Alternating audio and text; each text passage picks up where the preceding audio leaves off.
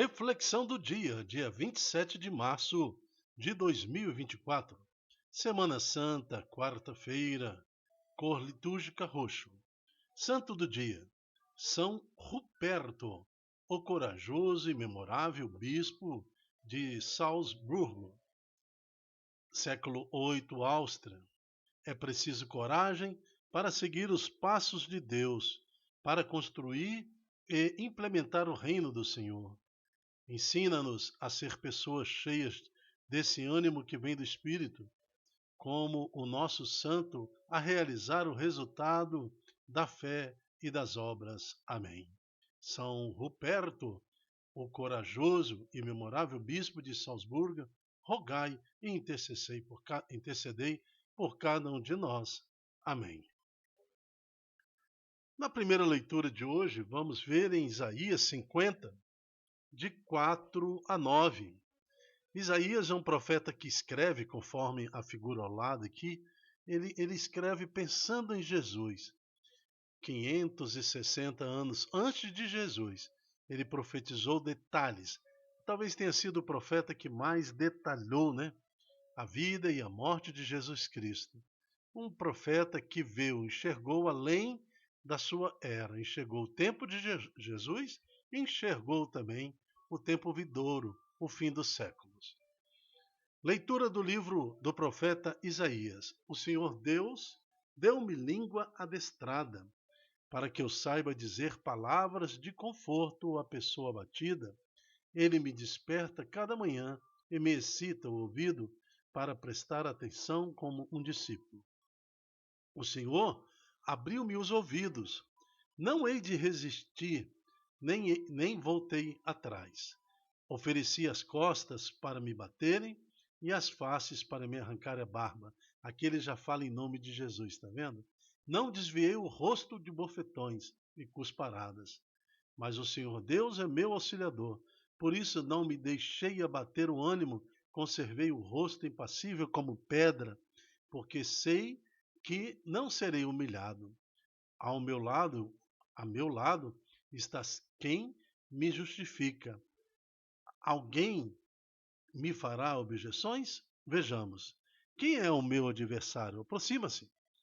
Sim, o Senhor Deus é meu auxiliador. Quem é que vai me condenar? Palavra do Senhor, graças a Deus.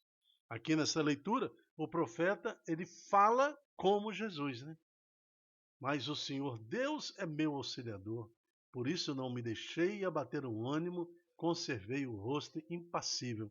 Ele descreve aí o momento que Jesus recebe aqueles bofetões, aquelas cusparadas e toda forma de provocação, tanto dos guardas de Herodes como dos guardas romanos.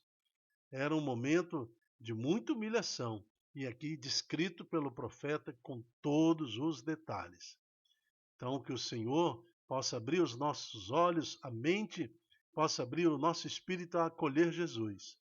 Porque no tempo de Jesus, aqueles doutores da lei, os religiosos da época, as autoridades, não reconheceram Jesus, apesar destas profecias. Eles esperavam Jesus rico em poder, o imperador, aquele que viria num cavalo branco, com toda a pompa de rei, mas esqueceu de observar o que Isaías profetizou sobre Jesus.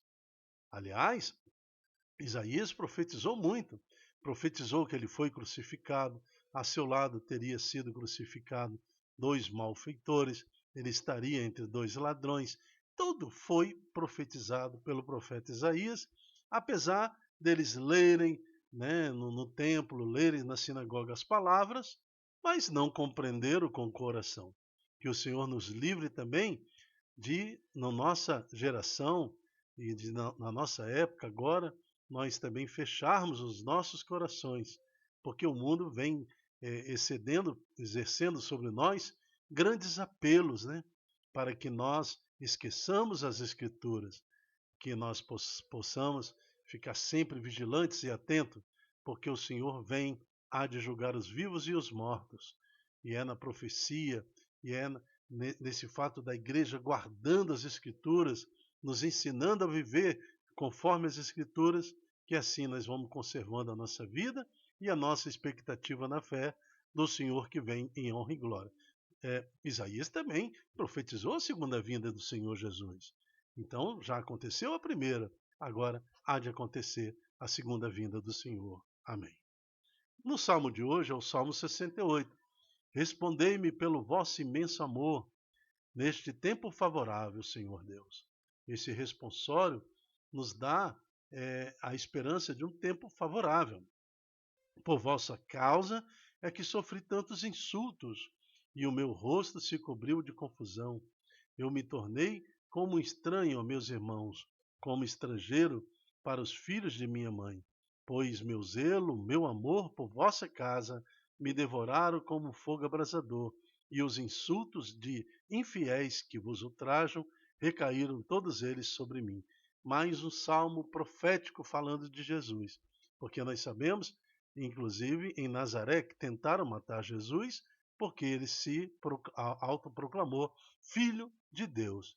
As profecias estavam ali. Quando ele afirmou que ele era o Messias, o Filho de Deus, né, o Filho do homem, todos queriam matá-lo na sua terra natal. Aqueles que conviveram com ele na infância, pegaram para jogá-lo do precipício. Mas nós sabemos, né? É assim também nos dias de hoje. Quando você proclama Jesus, muitos querem te silenciar. O Evangelho está em Mateus, capítulo 26, de 14 a 25. O Senhor esteja conosco. Ele está no meio de nós. Proclamação do Evangelho de Jesus Cristo segundo Mateus. Glória a vós, Senhor. Naquele tempo, um dos 12 discípulos, chamado Judas Iscariotes, foi ter com os sumos sacerdotes e disse: Que me dareis se eu vos entregar Jesus? Olha a obstinação de Judas, né? Como o propósito de Judas estava bem claro: trair Jesus. Combinaram então 30 moedas de prata. E daí em diante Judas procurava uma oportunidade para entregar Jesus. Não que nós não podemos ver pura maldade no coração de Judas, mas é por interesse. Ele tinha interesses mundanos.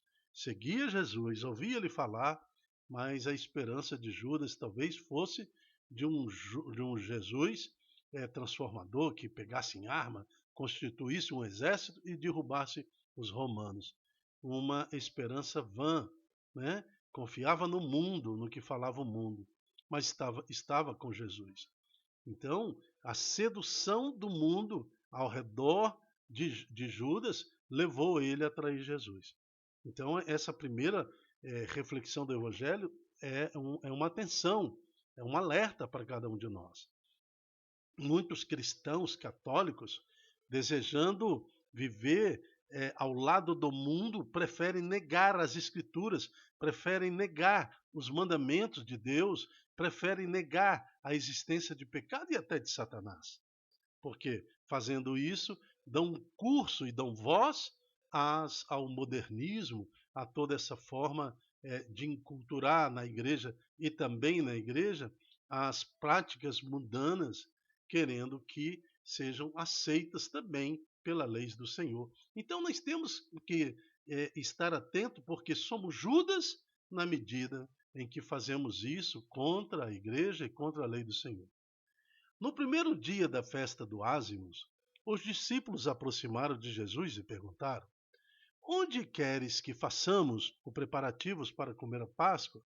Jesus respondeu: Ide à cidade, procurai certo homem, disse o nome do homem, e dizei-lhe: o mestre manda dizer, o meu tempo está próximo, vou celebrar a Páscoa em tua casa, junto com meus discípulos.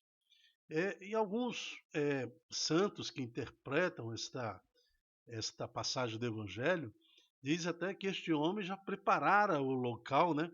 Não sabendo nem porquê, como, mas ele, de alguma forma, o Espírito levou a preparar no andar superior uma mesa, né? Aí depois ele veio a descobrir, quando eles falaram: o mestre manda dizer, o meu tempo está próximo, vou celebrar a Páscoa em tua casa.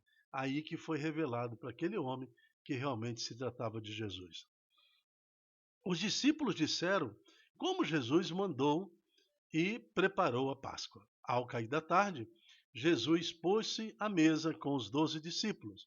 Enquanto comiam, Jesus disse: em verdade vos digo, um de vós vai me trair.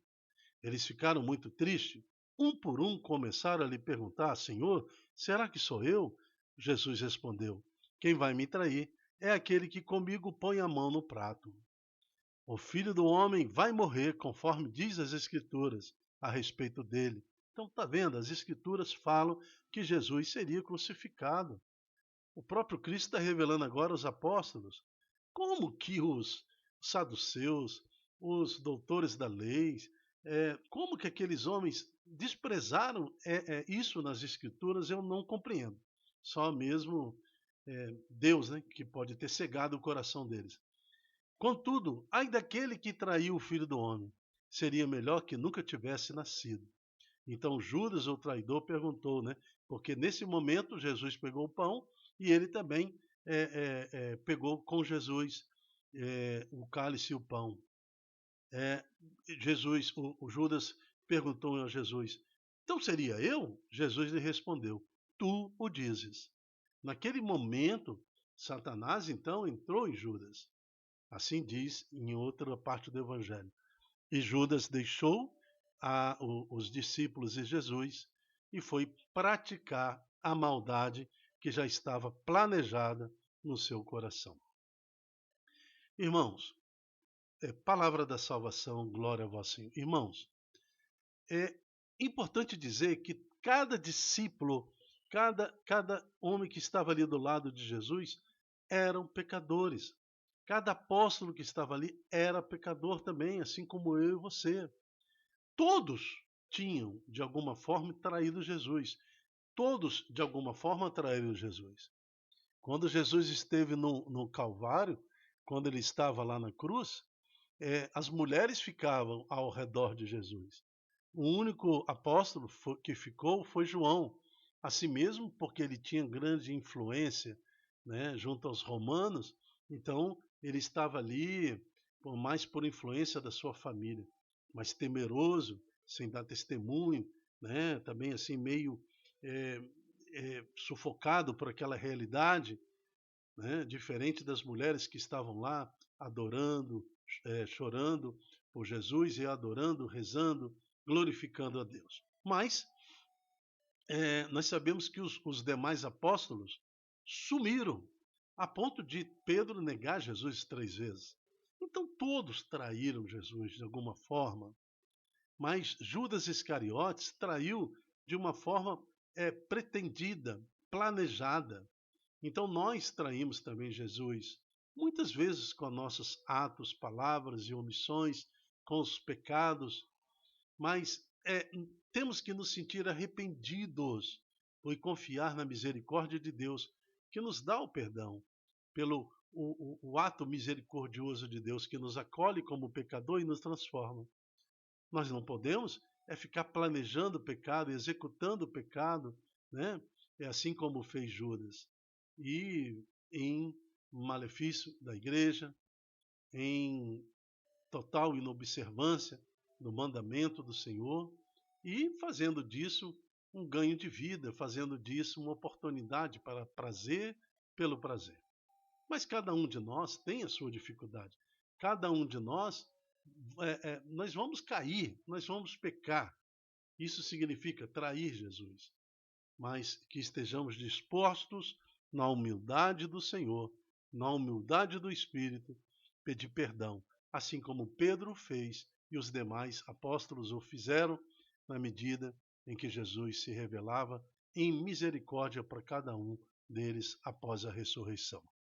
Que o Cristo ressuscitado esteja conosco e que o Espírito Santo nos fortaleça nesse tempo de Semana Santa para vivermos em plenitude a Páscoa do Senhor. Amém.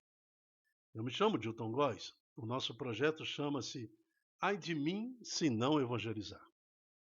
Hoje, nós somos centenas de pessoas que multiplicam essa palavra para que mais e mais corações possam viver e experimentar todos os dias a palavra de Deus e assim tornar os seus corações sensíveis à presença do nosso Senhor Jesus Cristo. Até a próxima, se Deus quiser. Tchau, tchau.